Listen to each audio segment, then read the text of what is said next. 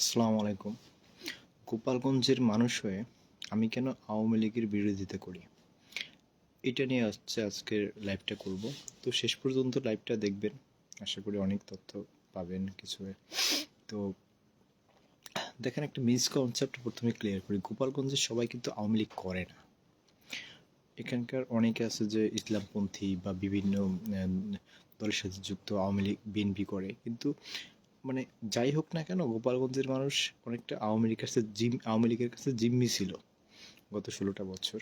কেউ আওয়ামী লীগের বিরুদ্ধে এভাবে স্পষ্ট কথা বলতে সাহস পাইতো না। এখন অনেকে সাহস পায় না, বা বললেও একটু লুকোচুরি করে বলে।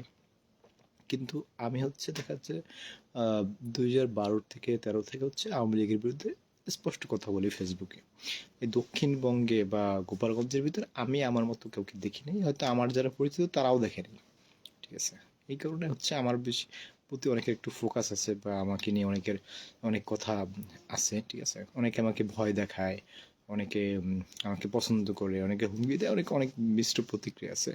অনেকে আমাকে অপছন্দ করে। আমার ফ্রেন্ড সার্কেল খুব কম, কারণ আমার স্কুল কলেজে তাদের সাথে পড়াশোনা করছে বেশিরভাগই আওয়ামী লীগের সাথে যুক্ত। আর আমি ওইটা থেকে একটু দূরে, তো যে কারণে আমার একটু একাকী লাইফ লিড করি অনেক সময়। তো যাই হোক না কেন, আমি আমার দৃষ্টিভঙ্গি থেকে, আমার চিন্তা চেতনা থেকে কখনো বেরোই নেই। তো যদি একটু ছোটবেলায় যাই, আমি যখন ক্লাস 3, 4, 5-এ পড়ি, তখন থেকে আমার বাইরের আউট নলেজের প্রতি একটু বেশি মনোযোগ ছিল। আমার আব্বার দোকানে পত্রিকা রাখতো, যুগান্তর পত্রিকা। তো আমি খেলাধুলা, বিনোদন, তারপর ইউনিক কোনো সংবাদ, এগুলো পড়তে পছন্দ করতাম। নট রাজনীতি আমি পছন্দ করতাম না, রাজনীতিটাকে অ্যাভয়েড করতাম, টোটালি ঘৃণা করতাম রাজনীতিটাকে। তো এরপর যখন আমি হাই স্কুলে পড়ি, তখন থেকে পত্রিকার ম্যাগাজিন, তারপর আপনার বিভিন্ন ধরনের বড় বড় বই, বড় বড় কবি সাহিত্যিকদের বই, এগুলো পড়তে পছন্দ করতাম। তারপর যখন বিডিআর বিদ্রোহ হইল আপনার 2009 সালে, ওইটা 57 জন বিডিআর যে মারা গেল, পুরো বিডিআর যে এটা ধ্বংস হয়ে গেল। তো ওইখানে হায়দার হোসেনের একটা গান ছিল, আমি চিৎকার করে কাঁদিতে চাহিয়া করিতে পারিনি চিৎকার। তো ওই গানটা যারা শুনছে, দেখছে, আমার মনে হয় না খুব কম মানুষ আছে যারা চোখের পানি ধরে রাখতে পারছে, চোখের পানি ফেলায় নাই। তো আমি এটা আস্তে আস্তে রিয়েলাইজ করি যে এই জিনিসটা ইন্ডিয়া এবং আওয়ামী লীগের একটা প্ল্যানের অংশ। কারণ ওই সময় যে বিডিআররা ছিল, তারা সীমান্তে বিএসএফ যদি একটা মাত্র, বিডিআররা দুইটা মারতো, এরকম মাইন্ড কনসেপ্ট ছিল। আর সেনাবাহিনীকে যদি করা যায়, সাইজ করা যায়, সেই কারণে এক হিসাবে বিডিআররাও ধ্বংস হয়ে গেল, নতুন একটা বাহিনী তৈরি হলো, যেখানে পুরো বাহিনীটা আওয়ামী লীগের লোকজন দিয়ে তারা ভরলো, এবং সেখান থেকে প্রচুর প্রফিট করলো আওয়ামী লীগের নেতারা, চাকরিজীবী উপর মহলে যারা আছে তারা। আর সেনাবাহিনীকে হাঁটু ভেঙে দিল, কেউ আর শেখ হাসিনার বিরুদ্ধে যেন কথা বলতে সাহস না পায়। এটা একটা প্ল্যান, যাই হোক না কেন, এক্সপ্লেন করবো না, এখন আমি কথা আগে সামনে বাড়তেছি। তো আপনার এরপর 2012 সালে, আমি সম্ভবত ক্লাস 9-এ না কি পড়ি মনে হয়। তো 2012 সালে আপনার আপনার 2012 সালে ওই সময় আপনার বিশ্বজিৎকে হত্যা করা হয়। আমি ওই সময় ঢাকা ছিলাম, একটা ফ্রেন্ডের বাসায় একটা কাজে ছিলাম। তো বিশ্বজিৎকে যেভাবে ছাত্রলীগের ছেলেপেলে হত্যা করে, ওইটা আমাকে খুব এফেক্ট করে আমার ভিতরে। আমি বিশ্বজিতের জায়গায় নিজেকে কল্পনা করতে শুরু করলাম, যে ওই বিশ্বজিতের জায়গায় যদি আমি সোহেল ওয়াদার থাকতাম, তাহলে কেমন হইতে পারতো। আমার মা হয়তো আমাকে ফোন দিত, যে হয়তো আমি রিসিভ করতে পারতাম না, কারণ আমি মারা গেছি। আর কেউ হয়তো ফোনটা রিসিভ করে বলতো যে এই ছেলেটা মারা গেছে। তখন আমার মায়ের অনুভূতিটা কেমন হতো, এই জিনিসগুলো আমার ভিতরে কাজ করতো। বিশ্বজিতের জায়গায় আমি নিজেকে কল্পনা করছিলাম। তো এরপর ওইখান থেকে আওয়ামী লীগের বিরুদ্ধে বা রাজনীতির বিষয়ে একটু একটু আমার পড়াশোনা, বা একটু একটু পত্রিকা পড়া, টিভিতে টক শো দেখা, খবর দেখা একটু একটু শুরু করলাম। এর পরের বছরই আসলো হেফাজত ইসলাম আন্দোলনে। তো হেফাজত ইসলাম যখন আন্দোলনে আসে, তখন আমি আমাদের হুজুর স্যারকে বলি, জিজ্ঞেস করি যে হেফাজত ইসলামের যে আন্দোলনটা, এটা কি একজন মুসলমানের কি করা উচিত এই বিষয়ে। তো সে বললো যে এটা প্রত্যেকটা মুসলমানের দায়িত্ব, ইমানের দায়িত্ব হেফাজতের পক্ষে কথা বলা। তো আমি হেফাজতের পক্ষে ফেসবুকে পোস্ট শেয়ার করতাম, নিজে পোস্ট লিখতাম। তো এটা হেফাজত তো এন্টি আওয়ামী লীগের ছিল এরকম, শেখ হাসিনার মতের বিরুদ্ধে ছিল, বিপরীত মতে। তো আমার পোস্টগুলো শেখ হাসিনা বা আওয়ামী লীগের বিরুদ্ধে তো অটোমেটিক চলে যেত। তো ওইখানে একটা মানুষের ধারণা হয়ে যায় এই ছেলে শেখ হাসিনার বিরুদ্ধে কথা বলতেছে, বাট আমি তো ইসলামের পক্ষে কথা বলতেছি। ইসলামের পক্ষে কথা বলতে গেলে তো শেখ হাসিনার বিরুদ্ধে অটোমেটিক চলে যাবে। তো যাই হোক, আমি ওইখানে পুলিশ অ্যারেস্ট হইলাম, নির্যাতিত হয়ে জেলে গেলাম, অনেক কিছু। তো এরপর আহ, আমি আমি একটা জিনিস বলি, আমি সহ 40 জনের মতো ওই গোপালগঞ্জে এই মামলায় জেলে ছিল। বাট একটা মাত্র ছেলে, আমি সোহেল আওলাদার জেলে থাকা অবস্থা, জেল বা জেলের যাওয়ার প্রসেস সময় কোনো সময় আমি এই ভয়টা আমি ভিতরে মানে লালন করতাম না যে কথা বলতে গেলে কি হবে কেউ এটা। কিন্তু বাকি যাদেরকে দেখছি প্রত্যেকটা লোক কিন্তু কথা বলতে গেলে ভয় পাইতো। তারা মানে ফিস ফিস করে কথা বলতে সাহস পেত না আওয়ামী লীগের বিরুদ্ধে, সে মসজিদের মোয়াতামিম হোক বা যেই হোক না কেন। তো ওই সময়ের একটা ঘটনা, আর একটা ছেলের কথা বলি। আবুল হায়াত নামে একটা ছেলে হচ্ছে গোপালগঞ্জ বেদগ্রাম থেকে যাচ্ছে হচ্ছে গোপালগঞ্জ পুলিশ ইসের দিকে, লঞ্চ ঘাটের দিকে যাবে। ওর পকেটে একটা জিনিস ছিল, সেটা বললাম না কি জিনিস। তো ওটা নিয়ে যাচ্ছে ক্যারি করে। তো ও মাঝখানে জামাত ইসলামের একটা মিটিং হবে একটা ঘরে, তো সেখানে হচ্ছে পুলিশ রেড দিছে। তো ওইখানে আবুল হায়াতকে ধরছে পুলিশ। আবুল হায়াতের মুখে দাড়ি, পুরো সুন্নতি দাড়ি। তো ও মনে করছে, যাই হোক, ও ওর সুন্নতি দাড়ি দেখে মনে করছে জামাতের লোক কিনা, এটা ধরছে। কিন্তু ও ভাবছে যে ওর পকেটে যে একটা জিনিস আছে সেটার জন্য পুলিশ হয়তো ধরছে, ঠিক আছে। তো এরপরে হচ্ছে ওকে থানায় নিয়ে যায়। থানায় নিয়ে যায় হচ্ছে ওকে অনেক টর্চার করে। ওর সাথে দেখা করতে আসে ওর ফ্রেন্ড একটা আজিজকেও পুলিশ অ্যারেস্ট করে। ওকে আবুল হায়াতকে আঙ্গুলে এরকম বাঁকা করে বলতে গেলে মিশে ফেলে, জাস্ট জিজ্ঞাসা করে তুই একজন শিবিরের নাম বল। নাম বলছে তো, তারা ধরছে রাত্রে 2টার সময়, তার কাছ থেকে একজনের নাম শুনছে, তারা ধরছে আবার। এরকম করে যাচ্ছে আসামিগুলো, অনেকে জানেও না আমাকে কি কারণে ধরছে। আর আমরা যারা আসামি ছিলাম তারা তো মানে তাদের যে হারে যেগুলো কিছু লেখে সেগুলো আমরা জীবনে মানে কল্পনা করতে পারিনি যে এই জিনিসগুলো এই হারে লাগবে। বাট এটা কোনোদিন আমাদের যে মামলাটা 2022 সাল পর্যন্ত না 23 পর্যন্ত চলছে, এই মামলাটা কোনোদিন একটা সাক্ষী হয়নি, কোনো কিছু হয়নি। দেশ ফাইনালি আমাদের মামলাটা আর জীবনের জন্য স্থগিত হয়ে গেছে।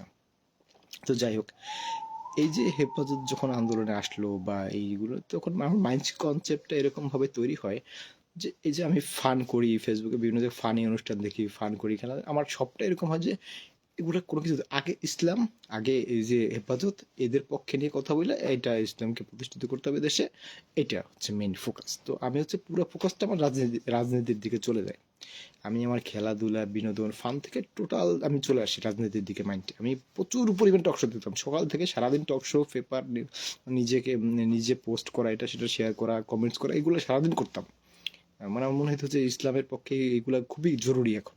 ঠিক আছে, এখন ফান করার সময় না, এখন অন্য কিছুর সময় না, জাস্ট এখন ইসলামকে এস্টাবলিশ করার সময়, আওয়ামী লীগের বিরুদ্ধে এটা দাঁড়ানোর সময়। ঠিক আছে।